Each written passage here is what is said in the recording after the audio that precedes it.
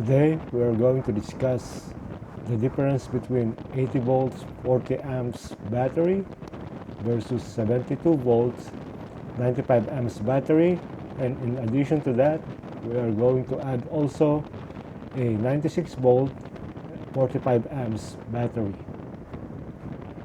When comparing 80 volts 45 amps battery to a 72 and 92 amps battery, you're looking at two very different power profile. In the world of high-performance electric motorbike, the better battery depends entirely on whether you prioritize the raw speed or long-distance cruising.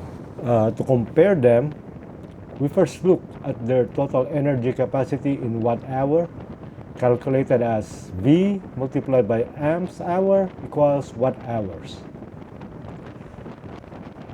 So 80 volts 45 amps has a total energy capacity at nominal 3,600, high voltage moderate capacity 72 volt 92 amps on the other hand 6,624, standard high voltage massive capacity.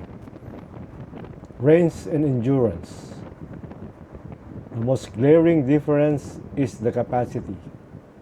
The 72 volt 95 amps battery holds nearly 85% or more energy than the 80 volt 45 amps pack.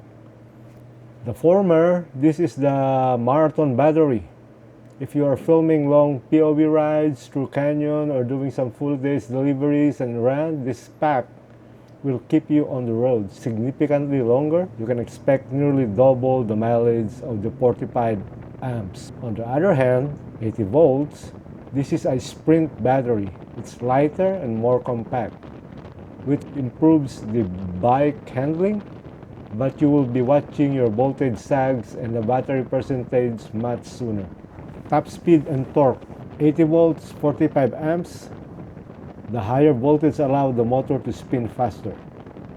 On the bike like the Onyx RCR 80 volt system will typically provide a high top end speed and slightly snappier throttle response off the line compared to the 72 volt system.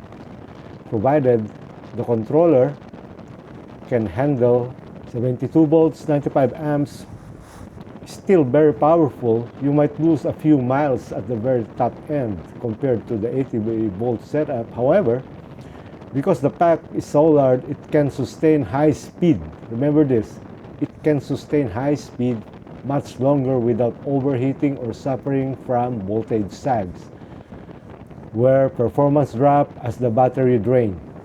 That's voltage sags. Number 3 is weight and physics.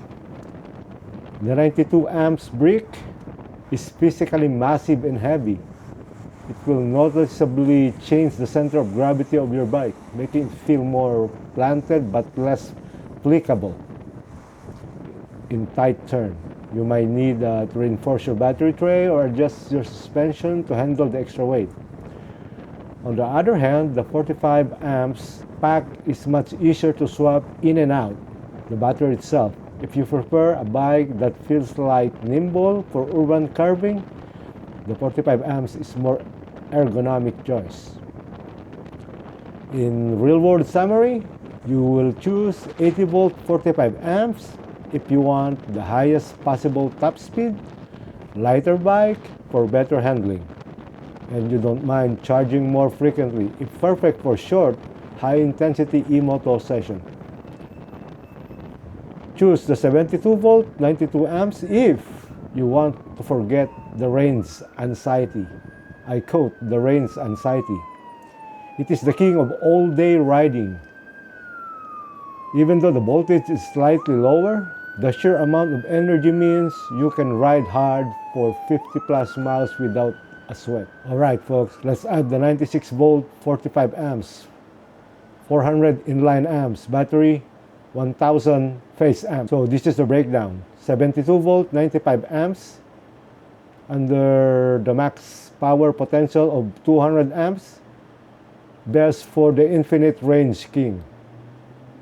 80 volts 45 amps, very high, rounding at 200 inline amps, sporty, snappy, and commuter. On the last side, the 96 volt 45 amps is extreme. It's used for drag race and race. Racing top speed drag. The power factor for 400 amp peak at 96 volt 400 amps, this battery can theoretically output over 38 kilowatts. 38 kilowatts, guys. For comparison, most stock high-end E-Moto peak around 5 kilowatts to 18 kilowatts. This battery is designed to feed massive aftermarket controller like the Far Driver controller, BESC, and the Sur-Ron controllers, a motor that can handle serious heat. By the way, the Sur-Ron uses liquid cool on their system. Top speed and torque. 96 volt heads, you can push the speed up to 75 to 80 or even to 100 if you are using the Sur-Ron controller, which has a pace amp of 1000 amps. Real world trade-off, component danger.